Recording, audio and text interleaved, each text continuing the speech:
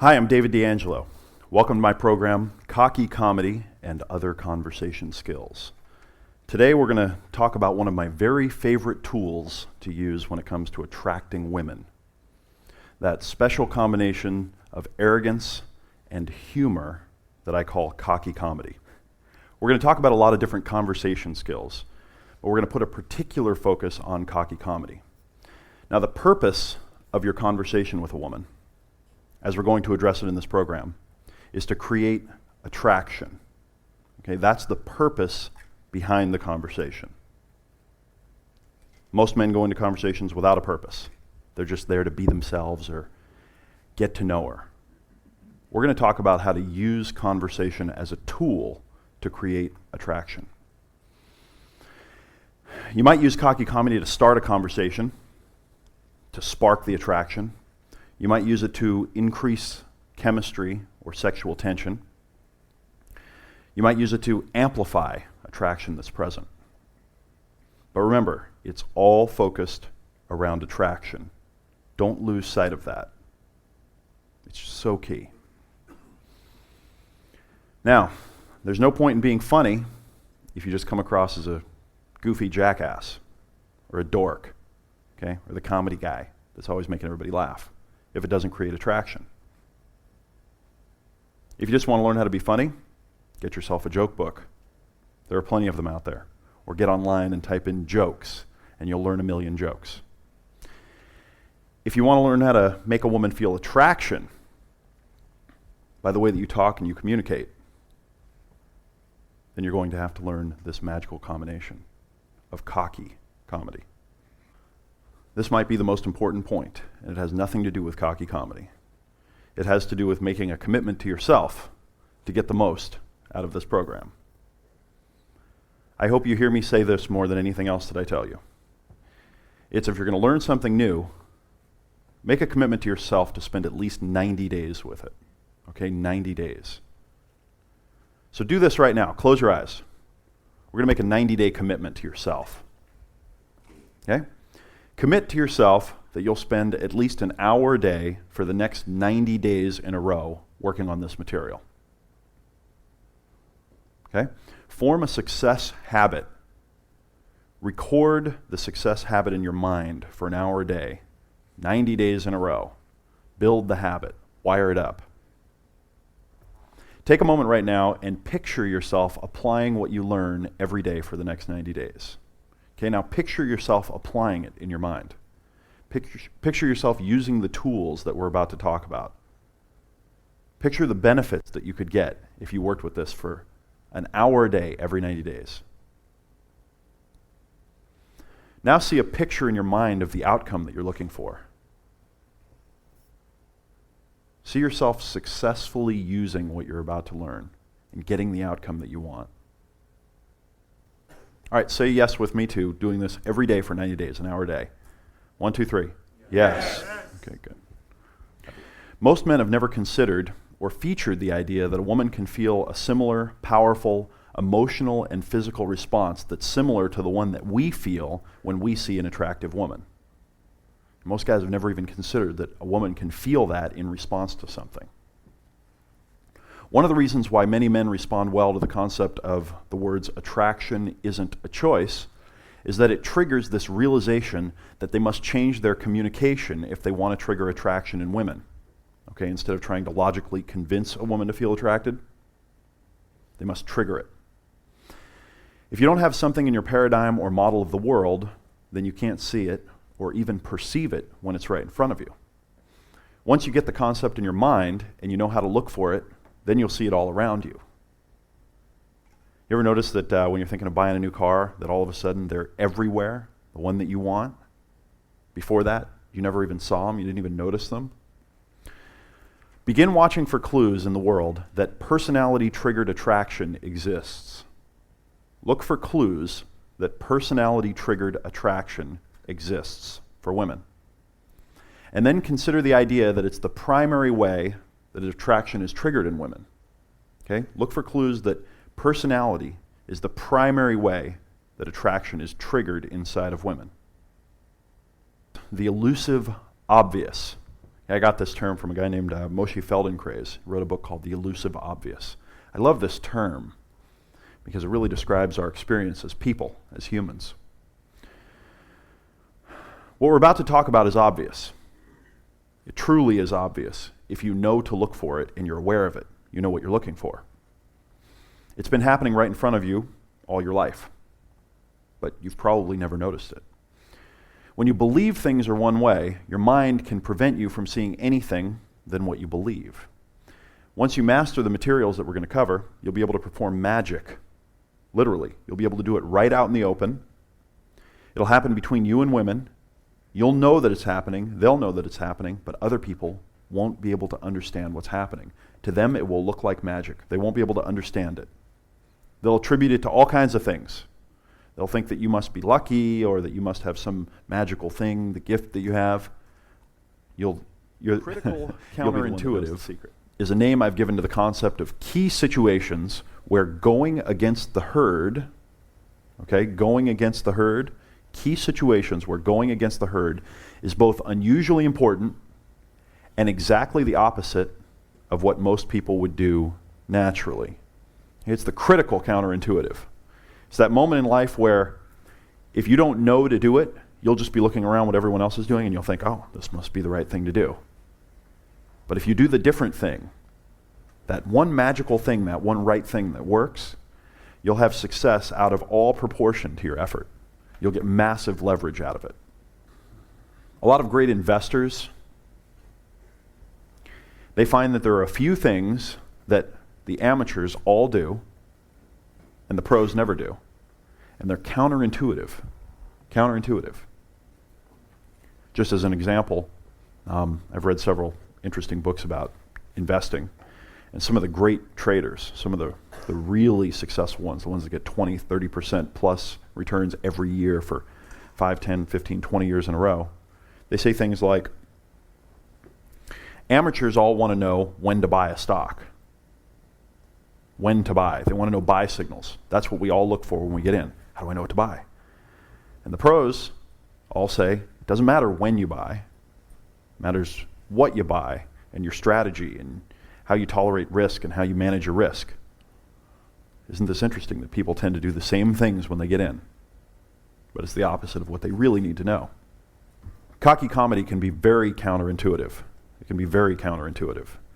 In some situations, when there's tension, or you don't know where to go, or you can't read a woman's body language and you're unsure of yourself, and normally you would just lay back and be like, okay, well, I'll just see where she wants to go with this. Saying something that might be incredible, like a ball-busting comment or something that's way out of left field might be the right thing, but you wouldn't know it unless you knew how to use the tools. So just remember, it's okay. It's all right to sometimes do things that are a little scary. And some of the things that you're going to learn, you're going to have to use in moments where you would normally never do something like that. All right, and that's okay. So take a few risks. Get out there. Can you take a few risks? Yeah? What brings people closer to each other? Questions like this one fascinate me. I think about them for years. What brings people closer? There's a big difference between what should bring someone closer, bring two people closer, and what actually does bring them closer. All right? And you need to shift your paradigm to actually see this. So think about it for a minute. Should. What should bring people closer? Being similar, keeping a respectful distance from them, not invading their space, commonality, things we have in common, rapport, compliments, being really nice to them. Okay, that should bring people closer to each other. Huh? Now, what actually does bring people closer to each other? What does bring them closer? Emotions bring people closer to each other. That's a powerful one. Emotions. Great quote you might have heard me say. My mentor, Jerry Ballinger, who's no longer with us, taught me that emotions are the most addictive chemicals, period. Emotions are the most addictive chemicals. Physical play. Physical play brings people closer. The two sides of a coin, mystery and challenge, bring people closer. Unpredictability. That's a counterintuitive one, huh? Now, how could unpredictability bring people closer? For some reason, when you've got an unpredictable person around that you really like, you can't wait to hear what they're going to say next. You want to hang out with them just to see what's going to happen. And then I'll call teasing and ball busting. Playful antagonizing is another thing that brings people closer. You ever met someone and they just seemed to be completely different from everyone else? They might have been like a barista at Starbucks or something like that. And you go over there and you say something to them and bam, they've got a comment, they've got an attitude, they're shooting something back at you. You're going, you're sassy, what's your deal? And then like it's on. You know what I'm talking about, right? That unpredictable, that teasing, that ball busting laughter comes out the last few years. And interestingly enough, I can't find very much good information on it. I have found a few things, though, that I'm going to share with you. All right, I've read some interesting books. I've read some interesting articles. And, I started with, it's interesting, everybody laughs, right? So what the hell is laughter? Like, what's going on here? And the first assumption that I had, laughter is about funny things. We laugh in response to funny things. So it has to do with humor. But what is humor? Right? So I'm asking these questions. What is humor? Is it incongruity? Is it surprise? Is it reframing? And the big surprise that I had, which there's always one when you go to study something, is that most laughter is not in response to something that's funny. Most laughter isn't about funny. So as soon as I heard that really piqued my curiosity. I said, all right, what the hell is this? What are you talking about? And I looked around in my experience and I realized it was true. So that really got me on the trail.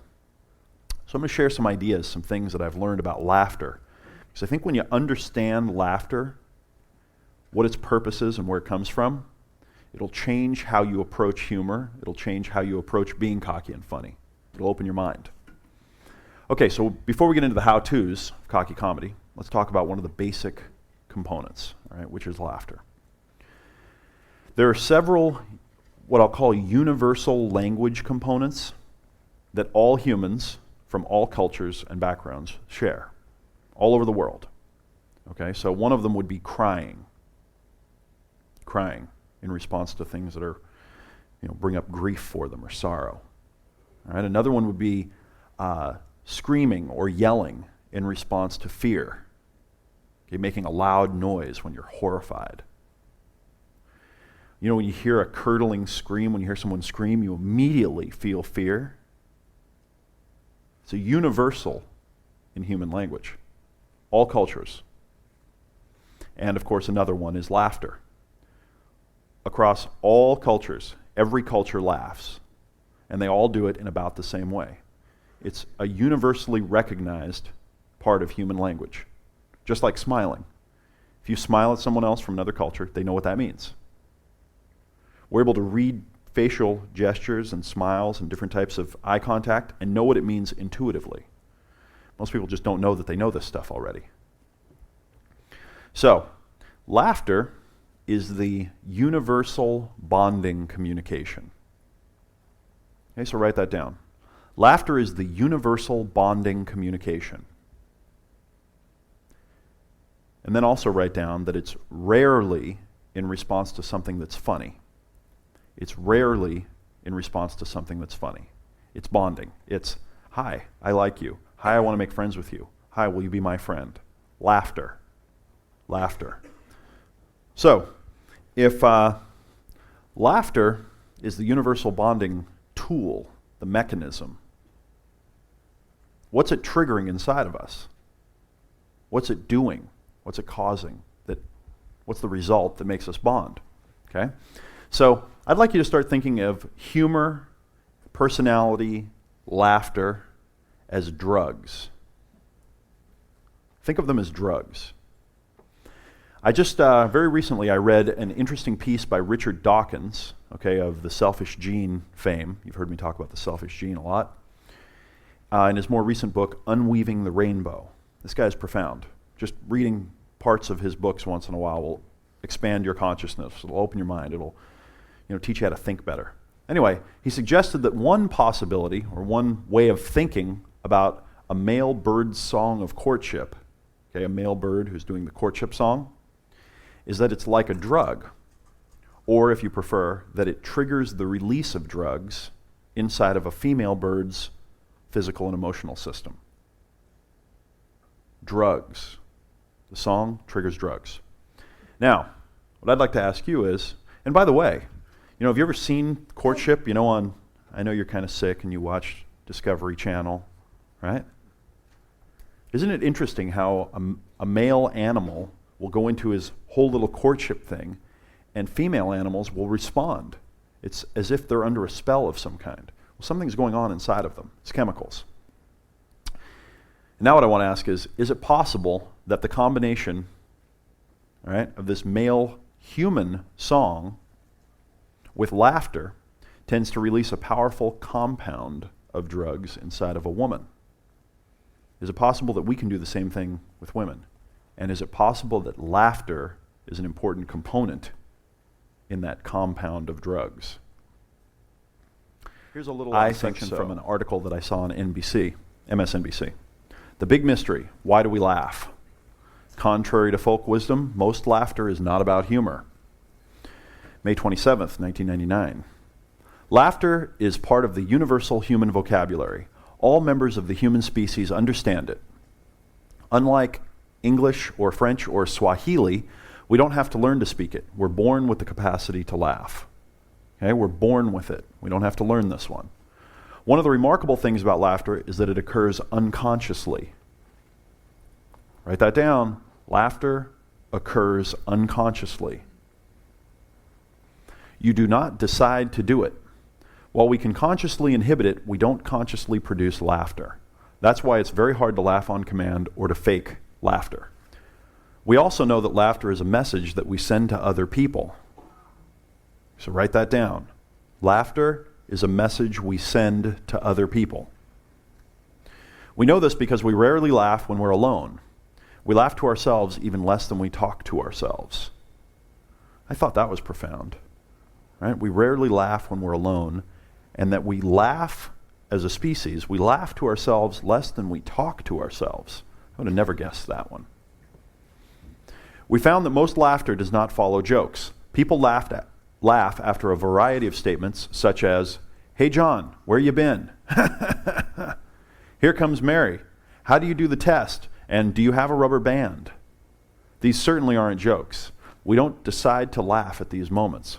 Our brain makes the decision for us. These curious ha-ha-has are bits of social glue that bond relationships. Laughter has a bonding function within individuals in a group. It's often positive, but it can be negative too. There's a difference between laughing with and laughing at. People who laugh at others may be trying to force them to conform or casting them out of the group. Here's an interesting book. It's called The Barmaid's Brain by Jay Ingram. And it's a bunch of this fruity stuff that I like to read about, okay? Behavior and science and what have you. I'm going to do a little reading from it. I'm starting in the middle of a sentence, so just pick it up with me. The UCLA group suggests that a joke, the resulting feeling of mirth, and the act of laughter are all stations along a neural network in the brain. While normally the joke comes first, it is possible to produce the laughter first, which then triggers the rest of the network. So think about that for a moment. A joke, the resulting feeling of mirth, and the act of laughter are all stations along a neural network in the brain. While normally the joke comes first, it is possible to produce the laughter first, which then triggers the rest of the network. Like the feelings? The implications of the UCLA experiment are profound, especially for stand-up comics. If a comic can incite the people in the audience to laugh, for whatever reason, their brains will likely attribute that laughter to the comic's jokes. Canned laughter in television sitcoms has been used for nearly 50 years now, and researchers have confirmed that it both makes viewers laugh more and persuades them that the show is funnier. Two quite different conclusions. Robert Provine has suggested that our brains might contain laughter detectors that are linked more or less directly to laughter generators, so that hearing laughter would make us laugh even in the absence of anything funny. You notice sometimes when I say something stupid and I don't get a laugh, I say, give me some courtesy laughter, right? It's kind of funny because when everybody laughs, then they laugh at everyone laughing, and it kind of grows for a little bit. It's great, because then they actually go back in their minds and they think what I said was funny. See, I thought that was funnier than it was. All right, give me some courtesy laughter. All right. All right, did you hear what happened? Everybody did a little courtesy laughter, and then it died down, and then everyone laughed at the courtesy laughter? It's interesting, isn't it? Now, if you've heard me do give me some courtesy laughter before, I just found this very interesting. I didn't expect this, but I guess I should have. When I said give me some courtesy laughter, it was very low. It was about a quarter the volume that it usually is. Why? I suspect because I was explaining to you what I was about to do. You had it all in your mind. You were thinking about it, and it wasn't a surprise. Didn't surprise you. Interesting book that I picked up not too long ago. Where it at? I didn't bring it. Gotta love that. Oh, here it is. It's The Elusive Obvious. Laughter. Laughter. If you want to be more funny, and you want to make women laugh, and you want to get this response, read this book, Laughter. There's a little reading from it. Gender in laughing, speaking, and listening. There are no gender-free human encounters. I'd write that one down. There are no gender-free human encounters. No such thing as a gender-free human encounter. When someone laughs, someone else is usually present, and the gender of that person must be taken into account to understand the social dynamics of laughter.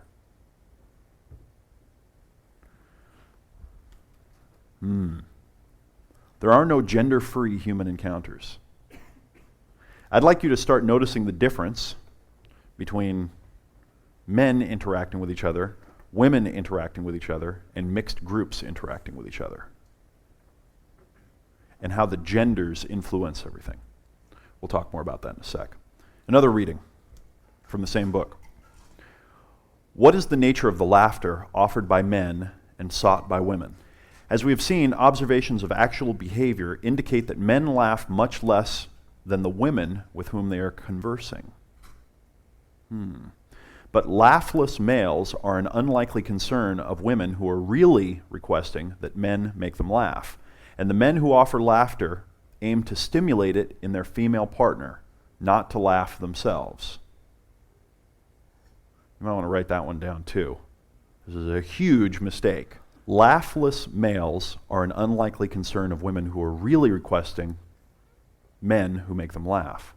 And the men who offer laughter aim to stimulate it in their female partner, not to laugh themselves. These men may revel in the chuckles of a female companion, a measure of her pleasure and recognition of his acceptance and status. A woman's laughter, recognizing his status. Such funny men are likely to pass the female laugh test, whether they actually laugh themselves or not. And another section. Imagine a conversing couple standing close and gazing intently into each other's eyes, with the man's indistinct mumble, mumble, mumble, repeatedly punctuated by the bright sound of female laughter and a lot of shared laughter. My data suggests a positive prognosis for this relationship. Imagine that in your mind for a sec. Close your eyes. A man's indistinct mumble, mumble, mumble, repeatedly punctuated by the bright sound of female laughter and a lot of shared laughter. The prospects are less favorable for a relationship featuring a lot of unreciprocated male laughter. Okay, unreciprocated male laughter. The couple may be standing further apart and the female may be glancing around, signaling a lack of interest in her companion, providing an invitation for outsiders to join them. Okay, close your eyes and imagine that one. The man laughing, the woman not looking at him, looking around uncomfortably. The man trying to break the tension with the laughter, get her to laugh. In the above scenario, the laughter of the female, not the male, is the critical positive index of a healthy relationship. It's the laughter of the woman. Here's a little quote from a book called Exuberance by Kay Redfield Jamison. Laughter signals, I enjoy this, do it again. The reverberating delight perpetuates other reverberating delight. Laughter creates and strengthens the bonds between parent and child and among other members of a social group. Okay, so laughter strengthens the bonds. Biologists believe that human laughter also signals to other members of the group that it's safe to relax, safe to play. There is evidence for this view in the behavior of non-human primates. Chimpanzees and pygmy chimpanzees make panting noises or play chuckles and show a play face, formerly called a relaxed open-mouth display, when they engage in social play or they tickle one another. Tickling, according to Roger Fouts and other primate researchers, is an important behavior in the lives of chimpanzees. Chimps that have been taught sign language, for instance, frequently talk or sign about tickling. Their play face, like laughter in humans, seems to be incompatible with fear or aggression. The chimpanzee grin face, a relaxed bared teeth display, which is more analogous to human smiling, denotes submission and is associated with affinitive behavior. Affinitive displays, such as smiling, precede and often lay down the emotional groundwork for social play in both human and non-human primates. The powerful social ties initiated or shored up by laughter would have been vital to early hominids in creating the cooperative behaviors necessary to explore new lands, to hunt, and to raise young together. It would have been critical as well to generate the trust necessary to take risks as a group. Laughter, then as now, would have helped to disarm tension and ameliorate stress and loneliness. It would have prompted closeness, bonded mother to infant, mate to mate, and friend to friend.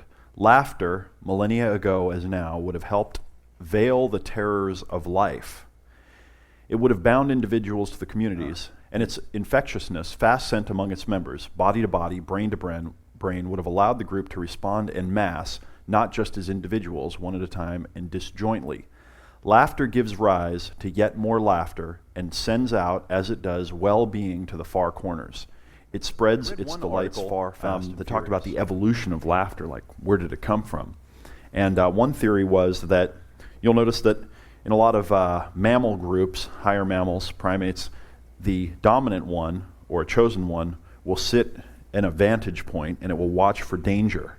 And if there's danger, they'll cry out. And if there's a surprise of some kind. And that over time, it began to become associated with that tension buildup and then the release of the tension. Okay, that fear and then the release. Have you ever noticed that if you're really afraid of something, you hear a noise or something and then you see that it was just something stupid, that you often laugh, right? And you go, oh, God. Oh. That's what that is. Truly. Do that for a sec. Go. Okay, good. That was for my entertainment, not yours. And so they believe that laughter evolved as when the tension breaks, when there's tension and then release, we laugh. Okay? We do it in the presence of others because it communicates something to them. You can communicate to the whole troop. The theory and the purpose of laughter. Okay? So laughter serves a social function. Okay, laughter serves a social function. It actually has a function in our species, a necessary one that evolved over long periods of time. Most laughter isn't in response to something funny. Yeah, that's a key. You want to remember that. Various research has shown that people are between 10 and 30 times as likely to laugh when they're in the presence of others. In other words, we don't laugh very much when we're alone. And we're more likely to talk to ourselves than laugh. We just learned that. Research also shows, and this one is fascinating, that higher status people can tend to make more jokes than lower status people. Higher status people make more jokes than lower status people. All right, and I'm going to extend this to why it's okay to be constantly bagging on her, making jokes, even though she's not, as long as she's laughing. I want to tell you a story about how I first learned about cocky comedy, where the concept came from. Going back, probably 7 years now or something like that. I had a friend that I met who was actually my next door neighbor, turned out, and we became friends. And we would go out, and I was telling him about all this stuff I was learning about how to be successful with women and what have you, and he always just kind of looked at me and shook his head and laughed. Because he was kind of a natural. He just got what to do. And he had a lot of friends that were really good with women too. And we were out one night, and I was doing my normal stuff, trying to be nice to women and build rapport and make them like me and what have you. And he was shaking his head, and he was just going, nah. I said, explain it, teach me, tell me what the deal is. And he actually said this several times to me. I saw it come out of his mouth. He was like, it's a combination of like being cocky, but like being funny. And that's like the best way I could describe it.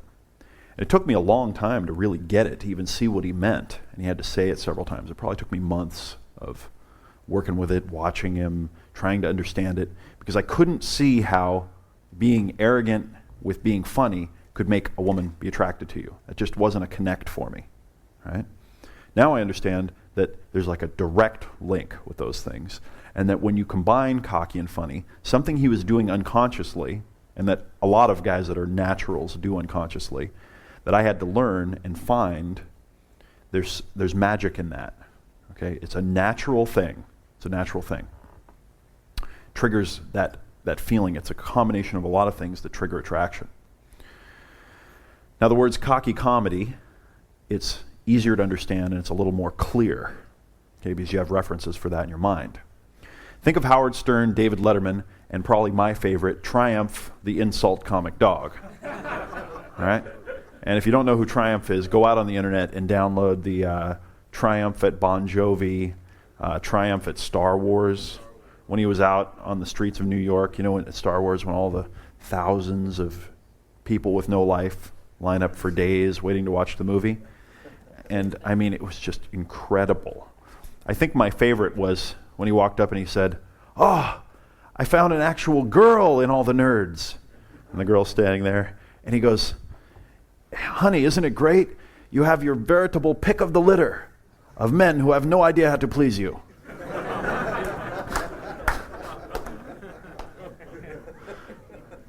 Get some Triumph. He is cocky comedy. I mean, he is the ball-bustingest. He takes it over the edge. He pisses a lot of people off. He walked up to J-Lo. Well, if a dog puppet can walk at the at the MTV Awards or whatever, and he's like, "Please let me sniff your butt." She didn't like that very much. Watch some Triumph. Okay, it's a shot in the arm for you. Let's contrast cocky and funny with a sense of humor. Okay, let's just contrast them so that you understand the distinction.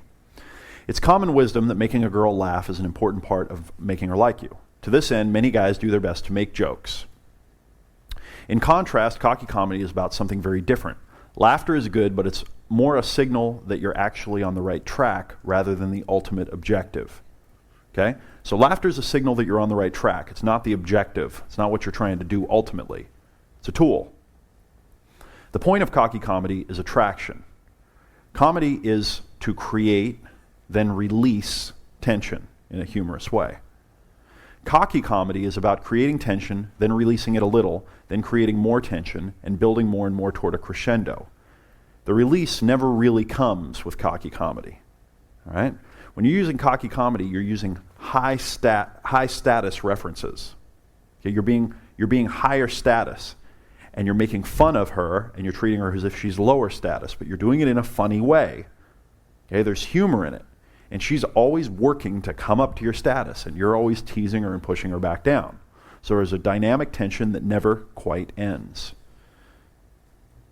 You ever hear a guy try something like this, and he busts a girl's balls, and she goes, "Oh, I can't believe you said that." And he goes, "Oh, I was just kidding. It was a joke." And the woman goes, "Yeah, I know, you dumbass." All right? That's the opposite of what we're trying to do here. It's a contrast. Sense of humor. Okay, a sense of humor is about making her laugh, making her think that you're funny, making her like you, getting her approval. You notice most guys tell jokes to get a woman's approval. They think, oh, I'll make her laugh and she'll like me. Cocky comedy, on the other hand, is about making a woman feel attraction. It's about making her desire you, want to be at your status level, want to be like you, want to get your approval. It's about making her want you and want to be around you. And it's about making her feel a feeling called attraction toward you that she cannot control with her conscious mind. It's unexplainable. It's counterintuitive. If you try to explain to a woman, well, I used cocky comedy on you. I busted your balls mercilessly. You wanted to be like me. You wanted to be at my status. You laughed, and so you couldn't deny that it was funny, and that's why you love me. Most women would say, please let me have a hit of the crack you are smoking, because it must be really good stuff, right?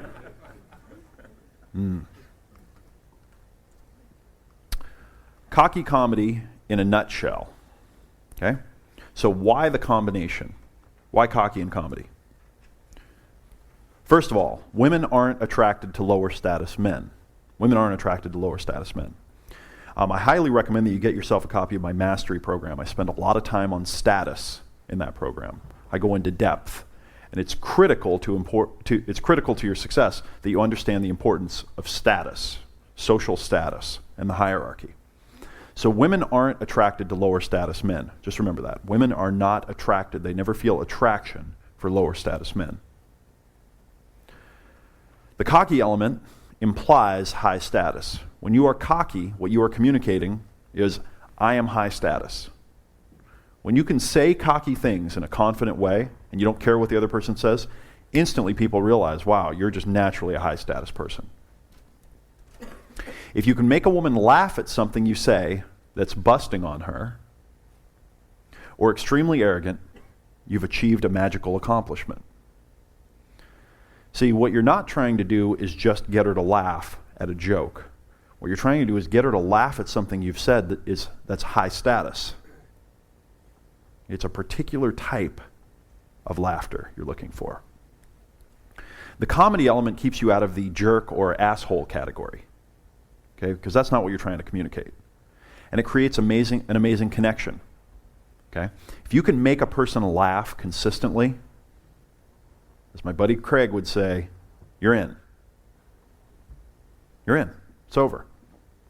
If you can make a person laugh consistently, you're in. The next level, even more powerful than her laughing at a cocky and funny joke you've made while you're not laughing, is, actually, you know what, I want to talk about this for a sec. Think about the dynamic. Think about the dynamic. You're with a woman, you're laughing, she's not laughing. You're laughing a lot, she's not laughing a lot. What does that mean? Yell it out.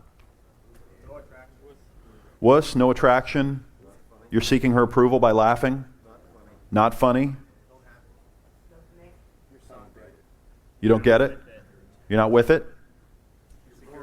You're insecure? Okay. Now think of it the other way around.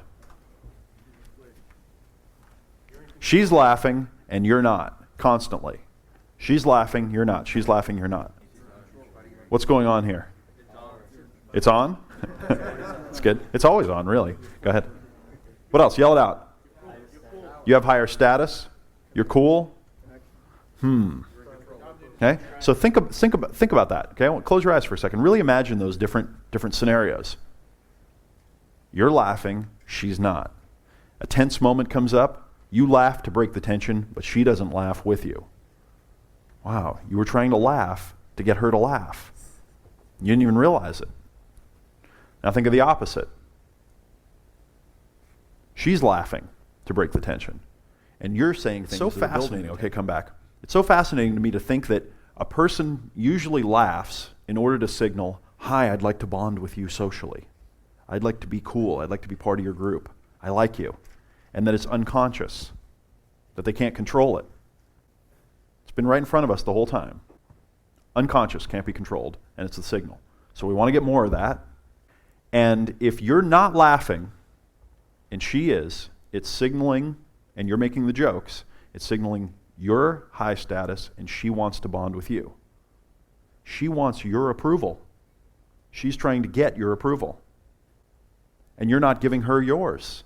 See, when you're not laughing, you're not giving her approval. And she craves that approval. Okay, all of us do at some level. We all crave the love, the attention, the approval of other humans. We all want it at an unconscious level. We want it more than anything. And when you're not laughing, you're not giving it up. In her unconscious mind, there's a tension being built there. It's powerful. It's like a giant black hole that needs to be filled with something. It's like, and then she can't help it. She can't stop herself from laughing. It's an incredibly powerful combination when you can affect this dynamic. You understand what I'm talking about? All right, the next level after that is even more powerful than her laughing at a cocky and funny joke you've made while you're not laughing, is her friends laughing at the comment you've made. Okay, her friends laughing, because now you're getting the approval and the we want to bond with you from her peers. And next, the pinnacle of cocky comedy, okay, this is the pinnacle, is when her friends are laughing at a joke you've made about her while you're not laughing. Like dynamite, these are very powerful and dangerous. Use them very carefully. Okay, you don't want to use them too much. If you're talking to a girl and her friends are there, and every once in a while you say something and all her friends laugh, and then she's laughing and you're having a good time, maybe you laugh a little bit here and there, and then you say something to bust on her and she goes, oh, and then all her friends start laughing at her, it's over. Okay, she'll chase you around punching you the whole night. All right, she'll seek you out. Where is that jerk? But if you keep doing it, if you keep saying things that her friends are laughing at her about, eventually she'll say, I think I may have had enough of this. Okay, so you got to be very careful with this one. Okay, it's magic if you can do it once. You do it 3 or 4 times and it becomes the opposite. A great artist needs to know when to stop working on a work. Stop. And a little secret I'll give you. I learned how to affect this years ago with fun things like palmistry and handwriting analysis. Any kind of a cold reading technique, you know what I'm talking about, where you're telling her about herself. And I use these things for humor. I don't really take them seriously. It's fun if you're doing handwriting analysis or palmistry with a group of people or women, and you can tell one of them something embarrassing about themselves that all their friends know. That's like a revelation, where the girl like goes, oh, and all her friends like laugh and go, ha, ha, ha, that's true about her. She is the whiny one. All right? So I recommend you test out a couple of those things. If you can learn to pick out the traits, and then when you're talking to a group of girls, you go, you know what? You're the this one in the group, and you're the that one in the group, and you're the outgoing one, and you're the protector. Or like, if you can pick out the cock block, that's good. Oh, so you're the cock block, huh? Boy, Craig, you came up with some good stuff that I'm just riffing on. Anyway, powerful. You get why it's powerful? The cocky comedy test. I'm going to give you a simple little self-test for cocky comedy. Here's what a lot of guys do wrong, okay? They use stilted or nervous or unnatural, uncomfortable conversation and gestures. They do things that seem unnatural. Now, what a lot of guys say is, well, how do I seem like I'm natural? Well, that's a much tougher situation to address. But women can pick up unnatural. They can pick up when you're trying to do something that's not you very quickly. If you're nervous or you're about to, So you've got to learn to just stay cool and calm. Be cool. Don't let anything get to you. Because when you act unnatural, women can tell you're being unnatural. Being unnatural is conveyed through a lot of little things, little gestures and eye movements. So whatever it is, you need to be natural about it. Trying to get her approval, okay, in any way, or make her like you, and then especially apologizing or seeming like you're apologetic for anything. And then finally having an agenda instead of enjoying the moment. So, if it's cocky comedy, then it's both arrogant and funny. If she isn't smiling and laughing often, then what you're doing isn't cocky comedy. Okay? If she isn't smiling and laughing often, then you don't get it. You don't get it. I have a lot of guys that come up to me and they say things like, oh man, cocky comedy comes natural to me and blah, blah, blah, blah, blah. But women, they just laugh at me and think that I'm like dorky and like the goofball. And I go, it's obvious. You're being funny, you're not being cocky. You don't get it. And then I also have guys that come to me and say, yeah, I'm just naturally like this, but I kind of tend to offend women. Like they become offended at what I say. It's not funny. What you're saying isn't funny. It's funny to you, but it's not funny to the recipient, the one that really matters. So that's the test. If she's not smiling and laughing often. Now, an important thing for you to remember, it's really important to remember this. The mistake of thinking that cocky comedy is everything. Okay, it's not everything. This is a tool in your toolbox. It's a club in your golf bag. It's one of the things that you're going to use. You probably notice when you read the newsletters, like guys latch on to that one. It evolved to CNF, cocky and funny, right?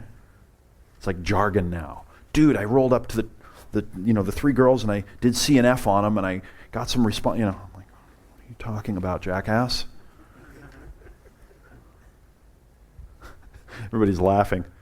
Some of the people that wrote me those emails are in this room, aren't they?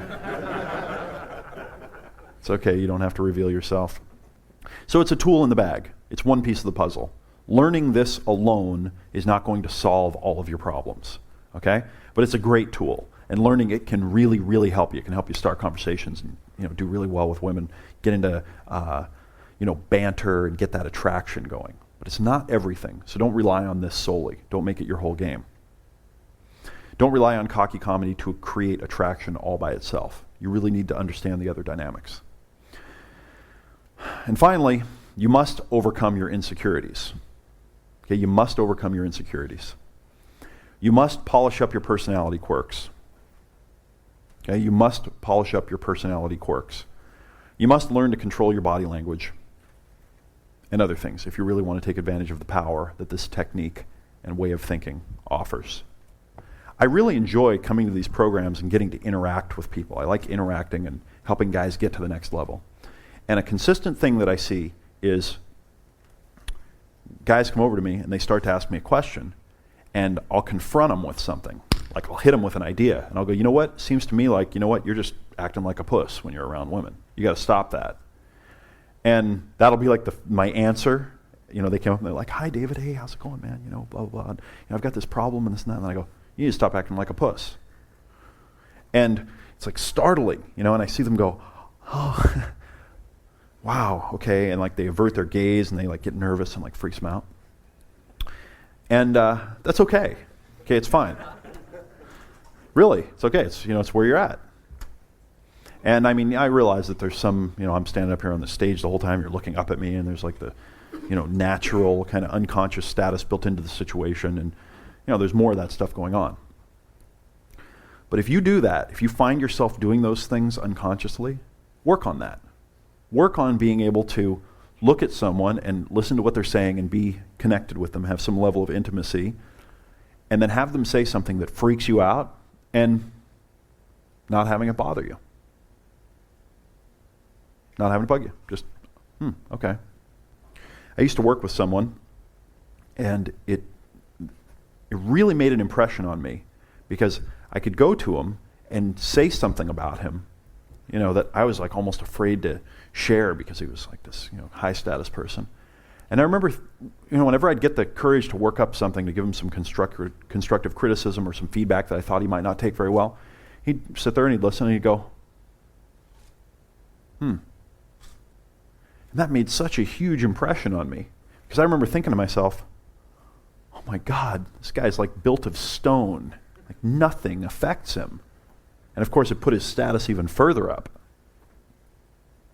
So if you've got nervous tics and gestures and personality quirks and little things where you get freaked out by things, work on that. Work on it with all people.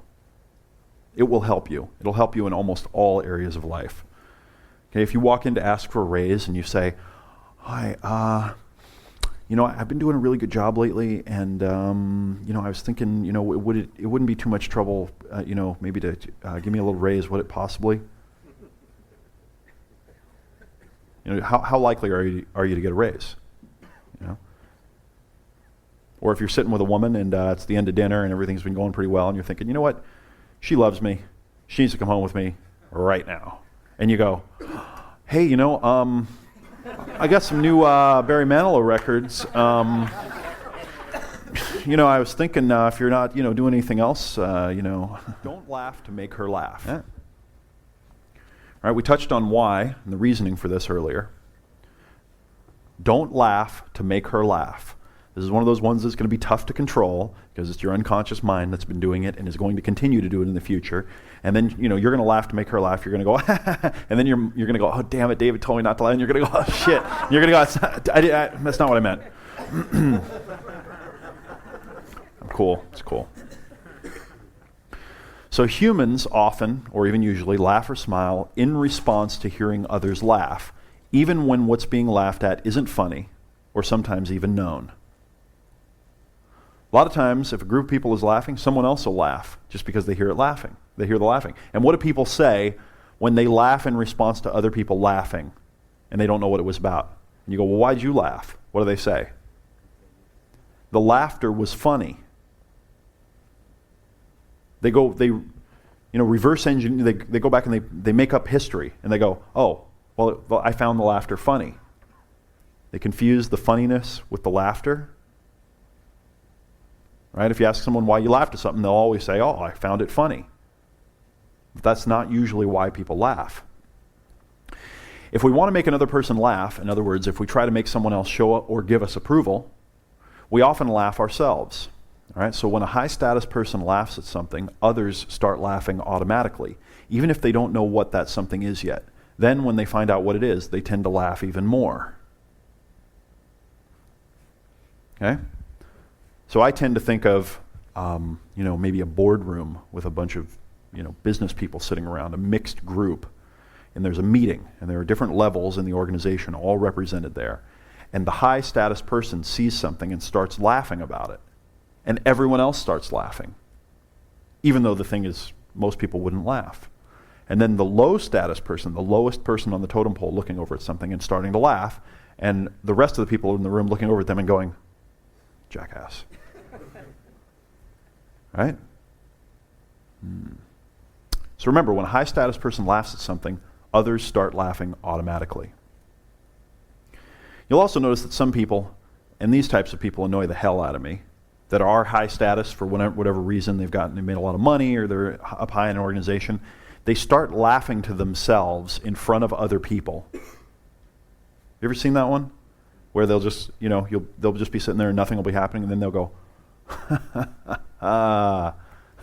it's kind of fake. And other people immediately around them, to win their approval, go, What? What are you laughing at? What's so funny? I make sure to punish that behavior. When a high-status person starts laughing around me, I look at them and go, and they go, it's not working. Don't laugh unconsciously or consciously to break tension. Write that down. Don't laugh unconsciously or consciously to break tension or to try to make her laugh. Okay? Now, as an exercise based on what we talked about a little earlier, close your eyes. Make a picture in your mind of a guy laughing in order to break tension, and the woman, all right, that he's with, looking around for some kind of distraction so that she can pretend that the guy she's with isn't as much of a dork as he seems to be. Imagine the woman looking around, almost pretending that she doesn't hear the laughter, right? Denying the dork, just so she doesn't have to laugh. Right? Now, don't do that. Don't do that picture. When you find yourself doing it, stop yourself immediately. A little left hook bitch slap across the face. That'll remind you. Okay, come back. Vibing. Vibe. Good vibes. Good vibrations. Bad vibes. It's a word in our Western culture that I find interesting. It's one of those cool words that cool people use. Vibing. Picture in your mind a situation where a man and a woman are vibing. They're both in tune with each other, and they're feeling chemistry, and they're enjoying it. Okay? Think about that for a minute. What does that look like when a man and a woman are vibing? They're feeling the vibe. They're throwing some vibe back and forth. It's a combination of both people knowing how to communicate on a sexual level, plus the signaling of interest or enjoyment of the other knowing the lingo. You with me? It's, we both communicate on this level, and you know what? I enjoy it that you do too.